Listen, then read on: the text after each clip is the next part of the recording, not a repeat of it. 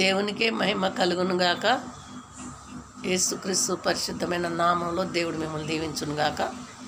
ఈరోజు అపవాది పిల్లలెవరో దేవుని పిల్లలెవరో తెలుసుకుందాం. ఆమేన్. ఎందులో ఉంటుంది? యోహాను పత్రికలలో ఉంటుంది. యోహాను పత్రిక మొదటి పత్రిక 3వ అధ్యాయము 7వ వచనము. 3వ అధ్యాయము 7వ వచనము చదువుతున్నాను. దీన్ని బట్టి మరి మనం దేవుని పిల్లలమ్మా అపవాది పిల్లలము చూద్దామండి నాతో సహా. ఆమేన్. 7వ వచనం. చిన్న పిల్లలారా ఎవనిని మిమ్మును మోసపరచనీయకుడి. చిన్న పిల్లలారా ఎవనిని మిమ్మును మోసపరచనీయకుడి. ఆయన నీతిమంతుడై ఉన్నట్టు హల్లెలూయా. నీతిని జరిగించు ప్రతివాడును నీతిమంతుడు.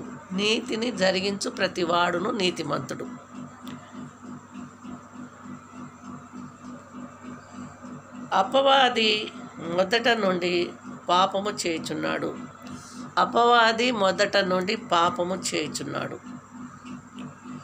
గనుక పాపము చేయువాడు అపవాది సంబంధి.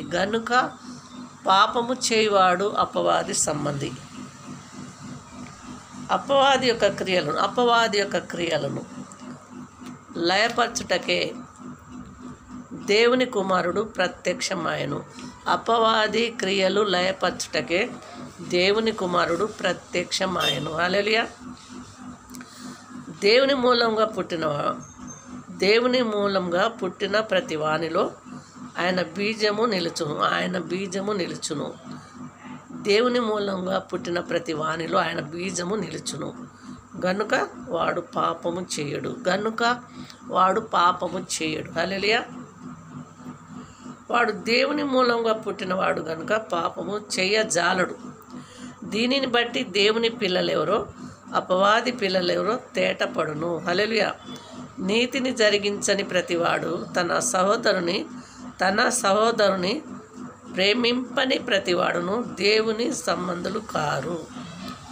తన సహోదరుని ప్రేమింపని ప్రతివాడు దేవుని సంబంధులు కారు.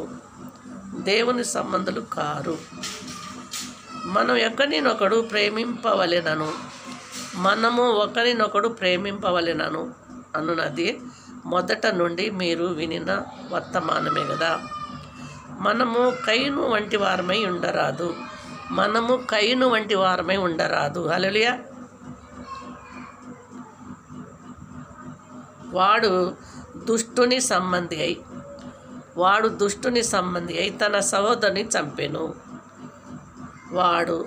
వాడతన్ని ఎందుకు చంపెను? తన క్రియలు చెడ్డవి, తన సహోదరుని క్రియలు నీతిగలవినై ఉండెను. గనుకనే కదా. కొద్ది మాటలు దేవుడు దీవించును గాక. ఇక్కడ మరి అపవాది పిల్లలెవరు, దేవుని పిల్లలెవరు తేటగా చెప్పాడు కదా.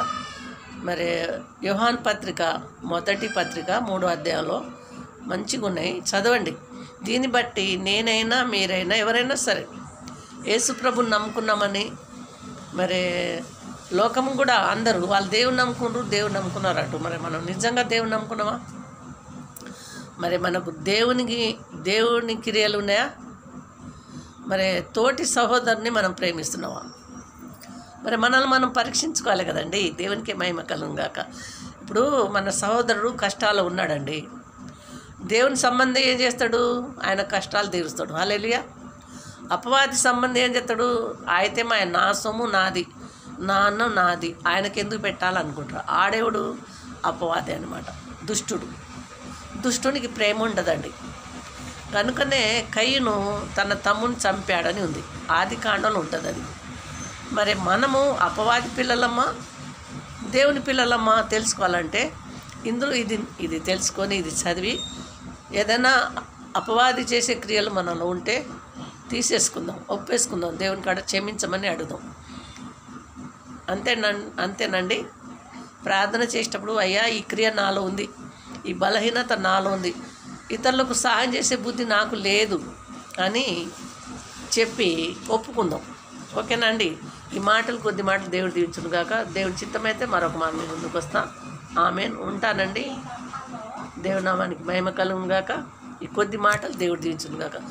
మరి మీ అందరికీ దండం పెట్టి చెప్తున్నాను, బైబిల్ చదవండి, బైబిల్ చదవండి. బైబిల్లో దేవుడు రాపించినవి జరుగుతున్నాయి. ఆయన రాకడ దగ్గరుంది. ఈ అపవాది క్రియలు మనలో ఉంటే మనల్ని ఇక్కడే ఇచ్చిపెట్టిపోతాడు. అర్థమైందండి?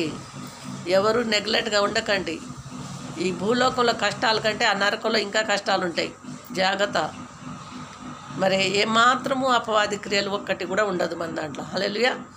దేవుని పిల్లలమంటే ఇప్పుడు మన తండ్రి మంచోడు ఉన్నప్పుడు మనం చెడ్డ పేరు తెస్తే ఎవరికి వస్తుందండి? చెప్పండి. నేను ఒక దొంగతనం చేస్తే ఆ పేరు ఎవరికి వస్తుంది? నన్ను పోలీస్ స్టేషన్లో పెట్టారనుకోండి, దొంగ అయ్యాను, పట్టుకున్నారు, పోలీస్ స్టేషన్ పట్టుకుపోయారు. అరే మీ కొడుకు దొంగతనం చేసిందంటారా, ఆ పోలీసు వాళ్ళు పట్టుకుపోయారని చెప్తే ఆ తండ్రి ఎంత బాధపడతాడండి. కాబట్టి చాలా ఉన్నాయిలేండి చెప్పాలంటే. కాబట్టి కొద్ది మాటలు దేవుడు దీవించును గాక. అర్థం చేసుకోండి, మరి చదవండి. వాక్యానుసారంగా ఉండటానికి మీకు చేత కాకపోతే ఆయనను అడగండి. పరిశుద్ధాత్మ దేవుడు మిమ్మల్ని నిలబెడతాడు. కాబట్టి కొద్ది మాటలు దేవుడు దీవించును గాక. ఉంటానండి. ప్రార్థన చేయండి. దేవుని చిత్తమైతే మరొక మేము ముందు వచ్చి కొద్ది మాటలు పంచుకుంటాం. హల్లెలూయా. వందనాలండి. నా కొరకు మీరు ప్రార్థన చేయండి, మీ కొరకు నేను ప్రార్థన చేస్తాను. ఉంటానండి. ఆమేన్.